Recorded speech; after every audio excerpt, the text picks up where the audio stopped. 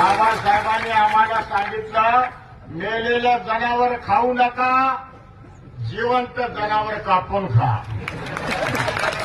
आणि आम्ही जिवंत जनावर कापून खाता. अरे जनावर कापण्याच्या सुऱ्या आमच्याकडे आहेत. अरे भाडखाऊच्या तुका सांगतो आम्हाला. अरे एक आंबेडकरी तरुण हा 100 जणांचा मुकाबला करणार आहे. आणि दाखवून दिला 500 महारांनी 30,000 पेशव्याचा मुकाबला केला. भीमा कोरेगावचा इतिहास सगळ्या जगाने मान्य केलेला आहे. आणि त्या 500 महाराजचे आम्ही औलाद मानलो. आम्ही कोणाला भीत नाही.